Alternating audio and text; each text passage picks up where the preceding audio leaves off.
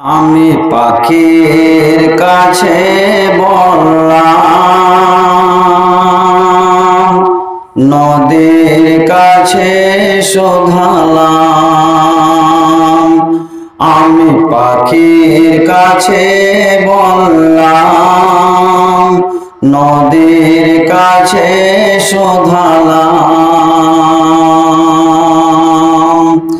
তোমাদের গান, তোমাদের সুর, তোমাদের গান, তোমাদের সুর, কেন কেন এমন সুন্দর, কেন এমন মনোহর, কেন এমন সুন্দর, কেন এমন মনোহর। ইয়া ইয়া আল্লাহ, ওরা বলল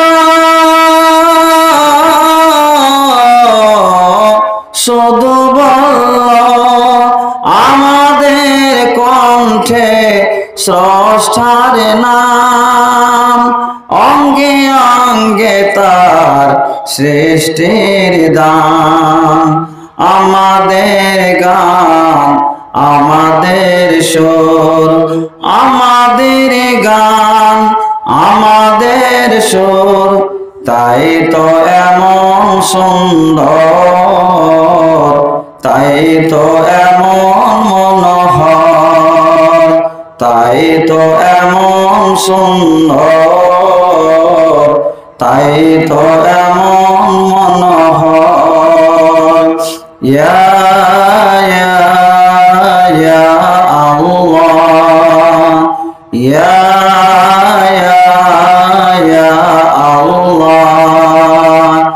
আমি কলির কাছে বললাম, অলির কাছে শোধালাম।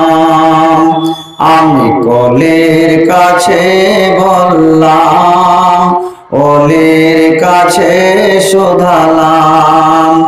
তোমাদের মন কেন যে মহান, তোমাদের মন কেন যে মহান, কেন কেন কেন এমন স্বপ্নে, কেন এমন নবীল, কেন এমন স্বপ্নে, কেন এমন নবীল। ওরা বলল শুধু বলল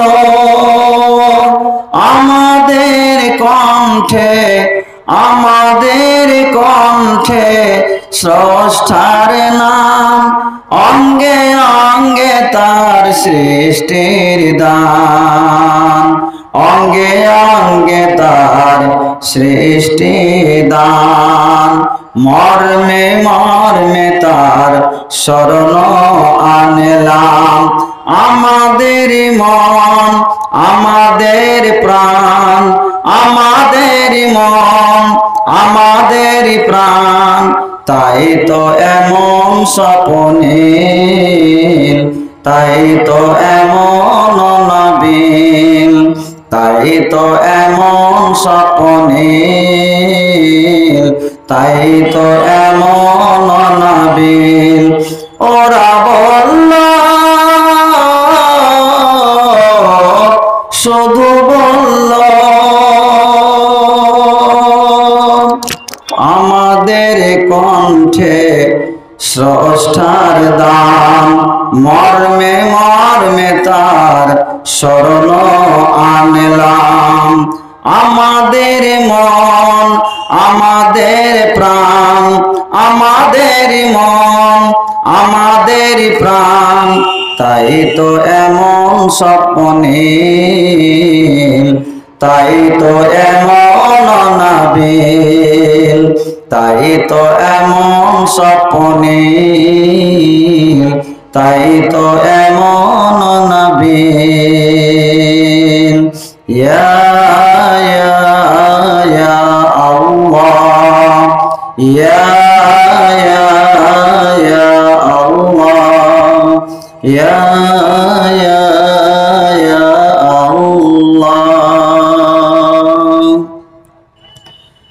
सबक पढ़ फिर सदाकत का, शुजाअत का, अदालत का। सबक पढ़ फिर सदाकत का, शुजाअत का, अदालत का।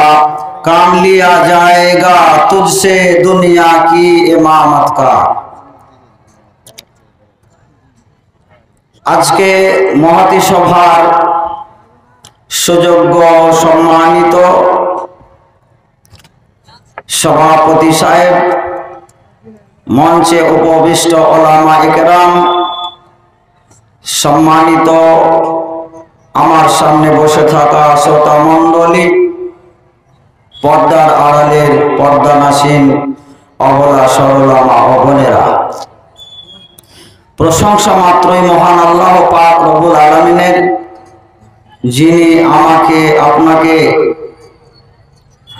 ঠান্ডা উপেক্ষা করে, শীত উপেক্ষা করে আমাদের সকলকে জলসাগাহে আসার সুযোগ দান করে দিয়েছেন, তৌফিক দান করেছেন। এর জন্য মহান স্রষ্টা আল্লাহ পাক রব্বুল আলামিনের শুকরিয়া জ্ঞাপন করি। সকলে আমরা অন্তর থেকে ঈমান, মুহাব্বত, ভালোবাসার সাথে সবাই বলি আলহামদুলিল্লাহ।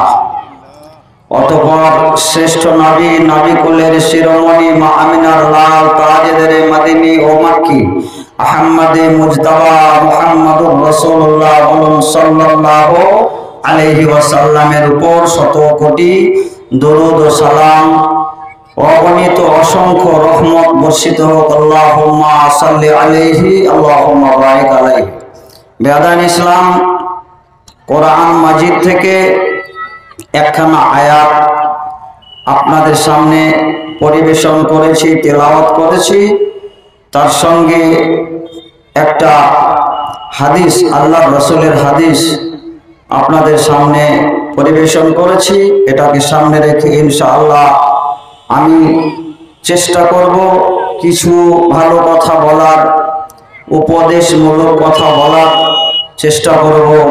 ওয়ামা তাওফীকি ইল্লা বিল্লাহ। বলার আমার কিছু ক্ষমতা নেই। আমি যে কিছু আপনাদেরকে আমার পক্ষ থেকে আপনাদেরকে কিছু কথা বলে সন্তুষ্ট করব, এই শক্তি, এই ক্ষমতা, এই সাধ্য আমার নেই। তবে আল্লাহ পাক রব্বুল আলামিন যতটা আমাকে ক্ষমতা দান করবেন ততটাই আপনাদের সামনে ব্যক্ত করতে পারব।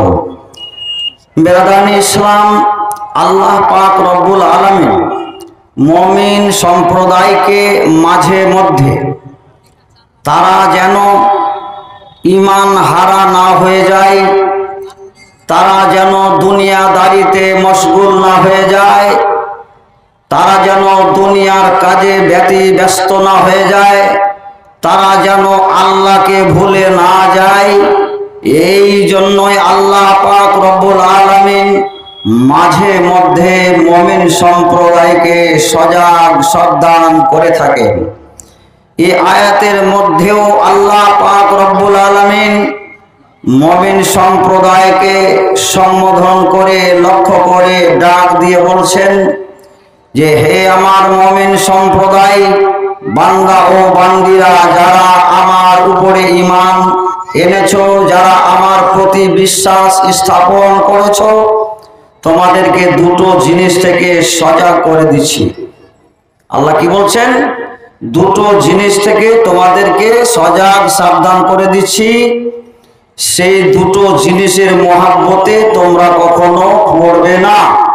আর সে দুটো জিনিসের মহাব্বতে পড়ে গিয়ে, তার ভালোবাসায় পড়ে গিয়ে তোমরা তোমাদের ঈমানকে খারাপ করে দিও না, তোমরা তোমাদের ঈমানকে নষ্ট করে দিও না। কারণ পূর্বেকার ইতিহাস যদি আপনি একটু গবেষণা করতে যান, আমার নবীর পূর্বের ইতিহাসগুলো যদি আপনি একটু মোতালা করতে যান, পড়তে যান, তাহলে নিশ্চয়ই বুঝতে পারবেন যারা এই দুই রকমের জিনিসের মহাব্বতে, ভালোবাসায় পড়েছে, তাদের ঈমান নষ্ট হয়েছে। তারাই ঈমান থেকে দূরে সরে গেছে, তারাই আল্লাহ থেকে অনেকটা দূরে সরে গেছে। আপনাদের জানা আছে কারণের কথা, আপনাদের জানা আছে ফেরাউনের কথা। যেই ফেরাউন মালের অহংকারে পড়ে গিয়ে আল্লাহকে এতটাই ভুলে গেল, আল্লাহ থেকে এতটাই দূরে সরে গেল, নিজে গর্ব করে অহংকার করে ফখর করে বলল যে আনা রব্বুকুমুল আ'লা, আমি সবচাইতে বড় আল্লাহ, অতএব তোমরা আমাকে আল্লাহ বলে মেনে নাও। এটা ইতিহাস সকলেরই জানা আছে, এটা ইতিহাসের কথা নয়, এটা আল্লাহ পাক রব্বুল আলামিনের কথা এবং কোরআন মাজিদে সে কথাটি উল্লেখ রয়েছে। আল্লাহ পাক রব্বুল আলামিন মুমিন সম্প্রদায়কে সম্বোধন করে পরিষ্কার করে বুঝিয়ে দিলেন, বলে দিলেন ইয়া আইয়ুহাল্লাযীনা আমানু, হে আমার বিশ্বস্ত বান্দারা, লা তুলহিকুম আমওয়ালুকুম ওয়ালা আওলাদুকুম, তোমাদের মাল সম্পদ, অট্টালিকা বাড়িঘর জমি জায়গা সম্পদ এবং তোমাদের সন্তান সন্ততি আল্লাহর জিকির থেকে, আল্লাহর স্মরণ থেকে, আল্লাহ থেকে তোমরা দূরে সরে যেও না, আল্লাহকে তোমরা ভুলে যেও না। বেরাদান ইসলাম, আল্লাহ পরক্ষণে বলছেন যারা এই দুটো জিনিসের মহাব্বতে ভালোবাসায় পড়ে আল্লাহকে যারা ভুলেছে, আল্লাহর জিকির থেকে যারা বঞ্চিত হয়েছে, ফাউলাইকা হুমুল খাসিরুন, তারাই ক্ষতিগ্রস্তের মধ্যে পড়েছে। এটা আল্লাহ পরিষ্কার এই আয়াতে বলে দিলেন। এবার আল্লাহ রসুলের হাদিস আপনাদের সামনে পরিবেশন করেছি। আল্লাহ রসুল কি বলছেন? আল্লাহ রসুলের বিশিষ্ট সাহাবী হযরত ইবনে ওমর রাদিয়াল্লাহু তাআলা আনহু তিনি বর্ণনা করছেন যে আমি আল্লাহ রাসূল সাল্লাল্লাহু আলাইহি ওয়াসাল্লামকে বলতে শুনেছি। কি বলতে শুনেছি? ইযা তাবায়াতুম বিল ঈনাতে ওয়া আখাযতুম আযনাবাল বাকারে ওয়া রাযিতুম বিজ-জার'i ওয়া তারাকতুমুল জিহাদা সাল্লাল্লাহু আলাইকুম দুল্লান লা ইয়ানজি'ুহু হাত্তা তারজি'ু ইলা দীনিকুম। আল্লাহর নবী কি বলছেন? যখন তোমরা বাইঈনা, ইনা হচ্ছে এক ধরনের কিনা বেচা, এক ধরনের ব্যবসা, যখন তোমরা এই ব্যবসা অর্থাৎ যে কোনো ব্যবসা হারাম পদ্ধতিতে করবে, বাইঈনার অর্থ হচ্ছে এই যে আপনি আপনার কোনো ভাইয়ের কাছে একটা জিনিস খরিদ করলেন, একটা বল, ধরুন একটা গরু খরিদ করলেন, গরুটার দাম হলো 10,000 টাকা, গরুটার দাম হলো 10,000 টাকা। সেই গরুটা 10,000 টাকায় কেনার পর 6 মাস গত হয়ে গেল। 6 মাস গত হওয়ার পর তখন যেই লোকটা বিক্রি করেছে সেই লোকটা, ক্রেতা অর্থাৎ যে কিনেছে, তাকে গিয়ে বলছে ভাইজান 6 মাস পূর্বে, 6 মাস আগে তোমার কাছে আমি একটা গরু বিক্রি করেছিলাম 10,000 টাকার বিনিময়ে, 10,000 টাকার বদলে ওই গরুটা আবার আমি কিনে নিতে চাই। তবে তুমি আমার কাছ থেকে যখন কিনেছিলে 10,000 টাকায় কিনেছিলে, কিন্তু আমি তোমার কাছ থেকে কিনতে চাই 8,000 টাকা দিয়ে। বিক্রি করার সময় বিক্রি করেছিল 10,000 টাকায়, এবার ও যখন খরিদ করবে তো বলছে 8,000 টাকা দিব, 8,000 টাকায় নিল। তো এটা হচ্ছে একটা শরীয়ত সম্মত নয়। একটা কিতাব আপনি খরিদ করে নিলেন 100 টাকায়, 1 বছর পর 6 মাস পর আবার সেই কিতাবটা পুনরায় আপনি ঘুরিয়ে নিতে চাইছেন। যখন আপনি নিতে চাইছেন তখন আপনি নেওয়ার সময় বলছেন 50 টাকা, কিন্তু আপনি বিক্রি করেছেন 100 টাকা। এখানে কথাই বোঝানো হয়েছে শরীয়ত সম্মত যেই কিনা বেচা নয়, যেই কিনা বেচা শরীয়তে এজাজত দেয়নি, বৈধ জায়েজ করেনি, তো ওই ধরনের যখন মানুষ হারাম ব্যবসা করবে, হারাম ব্যবসা কত হচ্ছে আপনি দেখুন, আমাদের সমাজে চলছে, চলে না? একটু গবেষণা করুন। পুকুরে মাছ আছে, আপনার একটা পুকুর আছে, সেই পুকুরে মাছ আছে, কত মাছ আছে আপনিও জানেন না, ক্রেতা যে কিনছে সেও জানে না কতগুলি মাছ হবে। এবার আন্দাজের ওপরে, আইডিয়ার ওপরে পুকুরের মাছগুলো বিক্রি করা হচ্ছে। কত দামে? 20,000 টাকায়। আপনি 20,000 টাকায় বিক্রি করলেন পুকুরের মাছগুলা। এইবার অন্ধকারের ব্যবসা, আপনিও জানেন না কত কুইন্টাল মাছ হবে, এই মাছ বিক্রি করে কত টাকা আমদানি হবে আপনিও জানেন না। আর যে লোকটা ক্রেতা কিনেওয়ালা সেই লোকটাও জানে না কত টাকা আমদানি হবে। এবার ওই লোকটা মাছটা কিনলো, পুকুরের মাছ কেনার পরে ওই মাছগুলাকে ধরার পরে বিক্রি করলো, বিক্রি করার পরে দেখা গেল 20,000 টাকা এলো না, বরং সেই পুকুরের মাছ বিক্রি করে আপনার আয় হলো 15,000 টাকা। 20,000 টাকা হলো না, পুঁজিটাও আপনার উঠলো না, 15,000 টাকা হলো। আল্লাহ রসুল সাল্লাল্লাহু আলাইহি সাল্লাম এ বিষয় কি বলেছেন? লা তাশতারুস সামাকা ফিল মায়ে ফাইন্নাহু গারারুন। তোমরা খবরদার, খবরদার, পানিতে যেই সমস্ত মৎস্য আদি আছে, মাছ আছে, পানিতে থাকা অবস্থায় সেই মাছগুলাকে তোমরা কিনবে না, খরিদ করবে না। কারণ তুমিও জানো না, তুমি কিননেওয়ালা আর বেচনেওয়ালাও জানে না কতগুলি মাছ এই পুকুরে আছে, এই খালে কতগুলি মাছ আছে তুমিও জানো না আর সেও জানে না।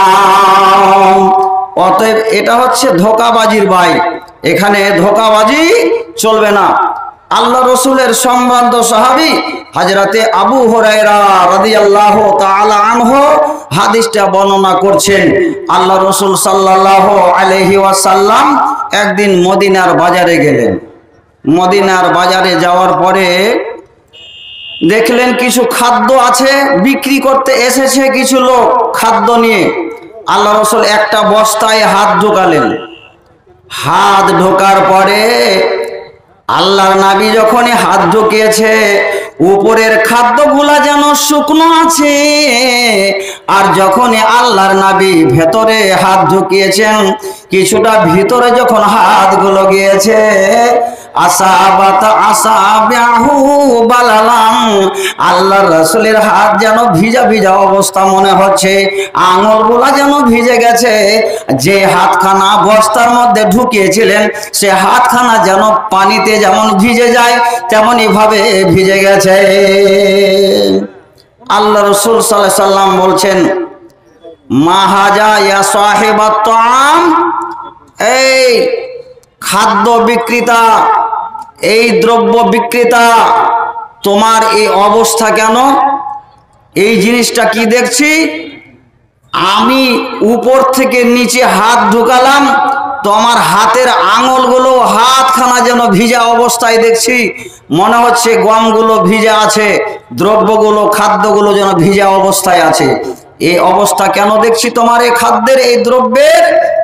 তখন লোকটা বলছে, আসাবাতহুস সামাউ ইয়া রাসূলুল্লাহ, ও আল্লাহর নবী, গতকাল কি বৃষ্টি হয়েছিল, আর বৃষ্টি হওয়ার কারণে এই খাদ্যগুলো যেন ভিজে গিয়েছে। আল্লাহ রাসূল বলছেন, তুমি আমাকেও ফাঁকি দিচ্ছ? তোমার যদি খাদ্য পানিতে যদি ভিজে থাকে তাহলে ওপরের গুলো আগে ভিজবে, তারপরে নিচের গুলা ভিজবে। তো তার কিন্তু উল্টোটা দেখা যাচ্ছে, উপরের গালা শুকনো আছে আর নিচের মানে খাদ্যটা যেন ভিজে আছে। এটা তো হয় না, এটা ধোঁকাবাজি তুমি করেছো। ভিজিয়ে তুমি নিয়ে এসেছো আর সেই দ্রব্যগুলো নিচে দিকে রেখেছো আর শুকনাগুলাকে উপরে রেখেছো, মানুষকে ফাঁকি দেওয়ার জন্য, ধোঁকাবাজি করার জন্য। আল্লাহ রাসূল সাল্লাল্লাহু আলাইহি সাল্লাম বলছেন, এই আফালা জাআলতাহু ফাওকাত তাআমি কাইয়ারাহুন নাস, তুমি তোমার এই শুকনো খাদ্যগুলো ভিজা খাদ্যগুলো তুমি উপরে কেন রাখনি আর শুকনোগুলো নিচে কেন রাখনি যাতে করে গমটা ভিজা আছে না শুকা আছে, তোমার এই খাদ্যটা শুকনো আছে না ভিজা অবস্থায় আছে, লোকেরা দেখে নিত ধোকায় পড়তো না। আল্লাহ পাকের নবী বললেন, মান গাসা ফালাইসা মিন্নি, যে আমার উম্মত হয়ে আমার এক উম্মতকে এই ধরনের ফাঁকি দিবে, ধোকাবাজি করবে আর এই ধোকাবাজি করে বিক্রি করবে, সে আমার উম্মতের মধ্যে থাকতে পারে না। 300 টাকা সাইদুর রহমান দিয়েছে, সাইদুর সর্দার 300 টাকা দিয়েছে, ইনশাআল্লাহ দোয়া করছে। টাইম আছে ওটা লেখা রাখেন। তো হাদিসের এইরকম কিনা বেচা হবে। আল্লাহ রাসূল সাল্লাল্লাহু আলাইহি ওয়াসাল্লাম বলছেন এইরকম কি হবে, কিনা বেচা হবে। যখন মানুষ এরকম কিনা বেচা করবে আর কি হবে, আর ব্যাখ্যায় গেলাম না, বাস এটুকাই করলাম। আর যে আমরা আম বিক্রি করছি গাছে থাকা অবস্থায় আম বিক্রি করছি, লিচু বিক্রি করছি, এগুলো কিনা বেচা চলবে না। এগুলা ধোকাবাজির কিনা বেচা শরীয়ত সম্মত নয়। শরীয়তে এটাকে জায়েজ করেনি, শরীয়তে এটা অনুমতি দেয়নি। আপনি এইরকম ভাবে গাছের ফল এখনো কাঁচা অবস্থায় আছে, পোক্ত হয়নি, পাকেনি, এখনো সেই গাছে লেগে আছে, সেই ফলের কোনো নিরাপত্তা নাই, এই অবস্থায় ফল বিক্রি করা কিনা নাজায়েজ, দুটাই নাজায়েজ। আল্লাহ পাকের নবী বললেন, যখন মানুষ আমার উম্মতেরা এইরকম ধরনের কিনা বেচা করবে, ও আখাজ তোমাজ না বাল বাকারে, আর মানুষ যখন জমি জায়গা চাষবাস করার জন্য বলদের গরুর লেজ ধরে থাকবে, অর্থাৎ জমি জায়গা চাষবাস করার জন্য মানুষ অতি ব্যতিব্যস্ত হয়ে যাবে, আল্লাহকে বলে ভুলে যাবে, আল্লাহ থেকে অনেকটা দূরে সরে যাবে। ও আখাজতুম আজনাবাল বাকার ও রাযিতুম বিল হায়াতিদ দুনিয়া, আর তোমরা দুনিয়াটাকে নিয়ে ব্যস্ত হয়ে যাবে, দুনিয়ার প্রেমে তোমরা পাগল হয়ে যাবে, দুনিয়া করে সব সময় চিন্তা ভাবনা করবে, দিন বলে চিন্তা ফিকির করবে না। তারপরে আল্লাহ রাসূল বলেছেন, ওয়া তারাকতুমুল জিহাদা, আল্লাহর রাস্তায় জিহাদ করা ছেড়ে দেবে। এর ব্যাখ্যাটা একটু করা দরকার আছে। আল্লাহর রাস্তায় জিহাদ করা ছেড়ে দিবে। জিহাদ বলতে শুধু লাঠি আর তলোয়ার দিয়ে আর বম নিয়ে মারামারি করার মানে জিহাদ নয়। আপনি আপনার আত্মার সঙ্গেও জিহাদ হবে। আপনার নফস বলছে, আপনার আত্মা বলছে, আজান হয়ে গেল, এদিকে কাজ পড়েছে আপনার মাঠে, ভুট্টার জমিতে হুল মারতে হবে আর বিচন মেরে ধান লাগাতে হবে, বিভিন্ন রকমের কাজ আপনার সামনে ভাসছে, আর এদিকে মুয়াজ্জিন আজান দিয়েছে। এবার কোনটা কাজ করবেন আপনি? ভাইরা আমার, মুয়াজ্জিন আজান দিয়েছে, হাইয়া আলাস সালাহ হাইয়া আলাল ফালাহ। ওরে মোহনপুরের মুমিনরা, ওরে মোহনপুরের মুমিন মুমিনারা, মুসলিমারা, ও ঈমান আননেওয়ালিরা, তোমরা শোনো, এই যে আজানের ধ্বনি পড়ে গেছে, এখন তো